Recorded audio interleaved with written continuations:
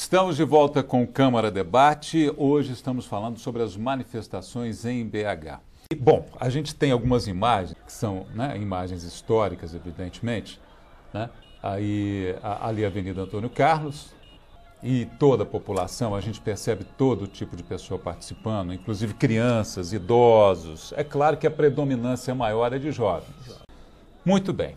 Temos essas imagens e com essas imagens eu gostaria de saber o seguinte. E você falou em cenas de violência, nós temos aí algumas cenas, vamos ver, ainda das manifestações. Olha, a questão que está sendo também muito comentada nessas manifestações é justamente o que nós estamos mostrando, né? A imprensa adotou o termo vândalos para nomear essas pessoas que estão fazendo esse tipo de coisa.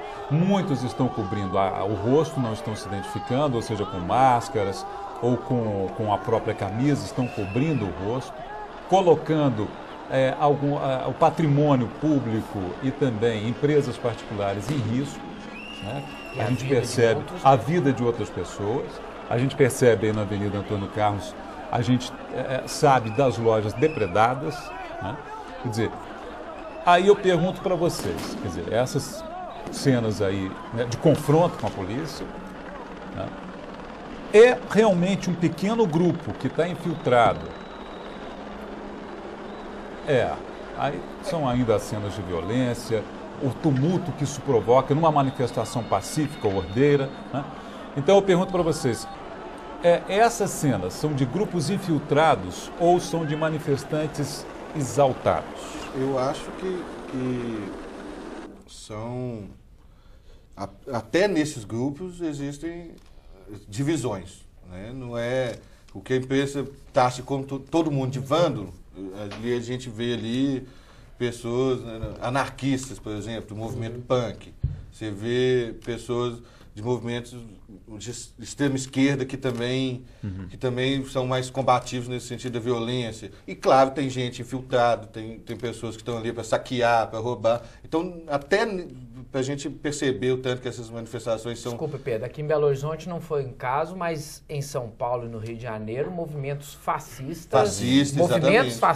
Organizados Exato. Deliberadamente. Então, até nos grupos que se destacam pela questão da violência, nós temos vários grupos neles também. Eu tenho muito medo da criminalização da manifestação. Exatamente. Porque a manifestação é democrática. É claro que nós temos ali vários segmentos. Esse segmento que vai mais à frente ao grupo, que são os anarquistas, eles têm até uma justificativa para isso. Né? Eles se auto-intitulam blocos negros, que eles fazem isso quando tem uma resposta de repressão policial, então eles ficam ali à frente e devolvem essa violência como uma forma de proteger o restante dos manifestantes menos preparados para essas ações. Perdão, uma crítica que se faz até muito à polícia é que a polícia não está agindo. Que a polícia vê o que está acontecendo e demora a agir. Mas o que estaria por detrás dessa não ação da polícia? O que, inclusive, coloca em risco a vida das pessoas que estão ali pacificamente fazendo a manifestação. Você tem que entender, a gente precisa entender o seguinte. A polícia deu prioridade à área FIFA. Exatamente. Ela não deu prioridade às outras áreas da cidade. Então ela priorizou a área FIFA e esqueceu da Avenida Antônio Carlos, esqueceu das ruas paralelas ali a Abraão Caram, certo? Então, por que isso? Por que a polícia, que é tão preparada, que é colocada aí pelo governador como a melhor polícia do Brasil, por que ela não se preparou para lidar com esse contingente de manifestantes? Só volta depois que esvazia o Mineirão, depois do jogo, enquanto a preocupação é com a tal área FIFA. É uma coisa que a gente foi assinado, existe, mas é uma coisa que tem que ser discutida. O Brasil ali perde a sua... Como ouviu o ponto de vista eu não fiz nem um papel preventivo. O que nos assusta, né? Na véspera do jogo, essas concessionárias, elas colocaram tapumes, madeirites e outros materiais que foram utilizados pelos manifestantes contra a polícia e contra as próprias concessionárias para atear fogo. Poxa, se eu vi, outras pessoas viram essas concessionárias fazendo esse tipo de material, que seria ruim numa situação de manifestação como essa, será que ninguém da polícia viu ao ponto de fazer um trabalho preventivo, de contenção desse patrimônio? Ou seja, O Estado, não estou falando de Minas Gerais, o Estado brasileiro, a Constituição fala, no artigo 37, parágrafo 6º, ele é responsável de forma objetiva por danos ocasionados contra o cidadão. E aí está ultrapassando isso, ou seja, o Estado não fez o zelo correto às pessoas e ao patrimônio público e privado que ali se colocavam. Esse é um fato. Em várias manifestações, eu não sei de quem é o erro, ou se foi uma estratégia, se falta contingência. Na sua opinião, a polícia devia ter agido de uma forma mais rápida? Preventiva. Mais rápida, mais contundente? Inicialmente mais preventiva. Porque o que nós temos que pensar é que não pode, em hipótese alguma, existir a criminalização dos movimentos sociais. Mesmo porque vai afastar quem é do bem. Quem está participando pacificamente vai ficar com medo de participar. Se você age de forma preventiva e inteligente num tipo de manifestação dessa, você tem como efetivamente minimizar a situação. Coibir 0% é praticamente impossível, né, do que ter violência zero. Infelizmente é quase que impossível. Agora, houve claramente um erro de estratégia, isso é óbvio, né, isso é perceptível. Por exemplo, mais ou menos 6 ou 7 jovens caíram do viaduto Zé de Alencar. Um morreu. Infelizmente, faleceu. Isso é inadmissível numa passeata. Por que não fechar o viaduto? Não, sabe, assim, nas várias manifestações caiu. Se tiver outras, é possível que caiam mais. E todas com o mesmo Desde a roteiro. primeira já haviam caído. Todas com o mesmo roteiro.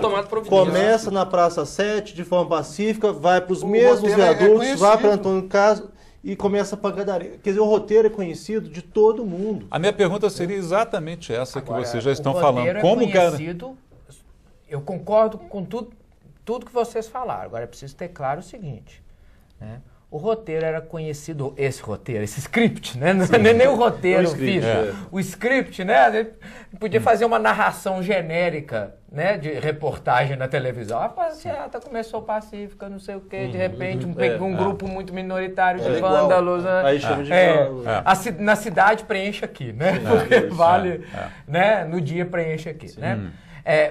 Isso também era conhecido dos manifestantes, né?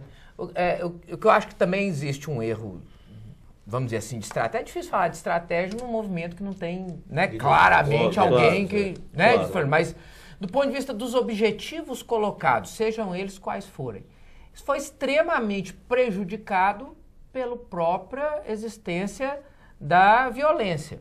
Sejam quais forem os objetivos que forem. Né? Ou seja, quer dizer, uma passeata que durante... né, 90% do seu tempo, né, foi alegre, divertida, pacífica, não sei o quê, né, virou agora o que produziu em termos de imagem pública, algo completamente avesso aos objetivos colocados. Então, deixa eu só fazer uma pergunta, Bruno. Só completar a frase.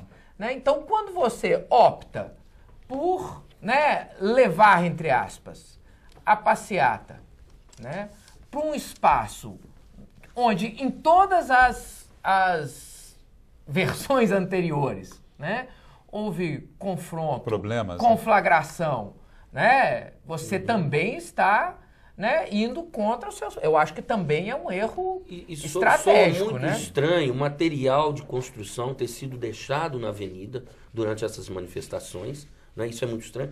E também a luz ter sido apagada ao término da manifestação, do dia do Jogo do Brasil. É extremamente estranho isso. Bom, precisa entender isso. Colocado esse fato pelo Rodrigo e essa preocupação de todos os debatedores sobre essa sequência, né, das manifestações com violência, né? Mas a gente está no finalzinho do programa, eu não poderia deixar de perguntar o saldo disso. Primeiro, a postura da presidente Dilma, que foi, e do próprio Congresso Nacional, agilizando votações que estavam engavetadas há muito tempo, para a mesa no geral. Bruno Burgarelli, primeiro. Saldo desse movimento todo, se é que já se pode fazer alguma previsão. Eu creio que pode sim. Eu acho que o saldo é, finalmente, ver se discute a reforma política.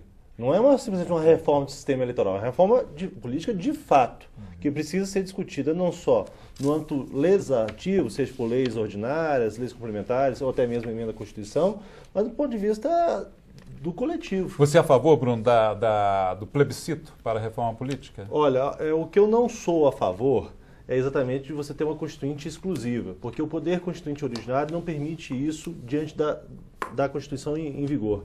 Por outro lado, se vai caminhar para um referendo ou um plebiscito, é importante esses mecanismos sempre, porque a população precisa ser consultada de forma até mais vigorosa do que ela é efetivamente nos últimos tempos. Tá. Rapidamente, Rodrigo, a gente já está com o tempo estourado. Bom, eu penso que, na verdade, as pessoas estão aí não apenas para defender direitos, mas para inventar direitos.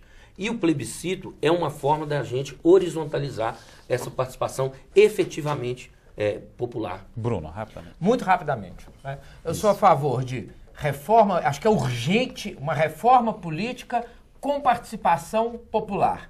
Se vai ser Constituinte exclusiva ou não, se vai ser plebiscito ou referendo, vamos discutir. Essa reforma política, na minha opinião, tem que manter o sistema proporcional, porque é um sistema mais democrático, mais inclusivo, reduzir a influência do poder econômico nas eleições, que cria corrupção, mas cria principalmente desigualdade política, e ampliar as formas de conexão entre o sistema político e a cidadania, com agilização, por exemplo, de iniciativas populares e vários outros mecanismos de consulta. Ou seja, não é só uma reforma do sistema eleitoral, mas ampliar a porosidade do sistema político, a participação cidadã, para que a gente não seja pego de surpresa, né? E diminuir a porosidade do sistema político aos interesses econômicos. Pedro.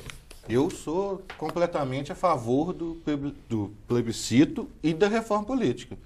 Eu sou completamente a favor da participação popular, da efetiva participação do cidadão na política do nosso país, do nosso estado e da nossa cidade. Obrigado a todos vocês, obrigado a você também, telespectador. O Câmara Debate fica por aqui. O programa é exibido às terças e quintas-feiras às 18h, segundas, quartas e sextas, 6h, e também nos fins de semana. Obrigado pela sua atenção e até o próximo encontro.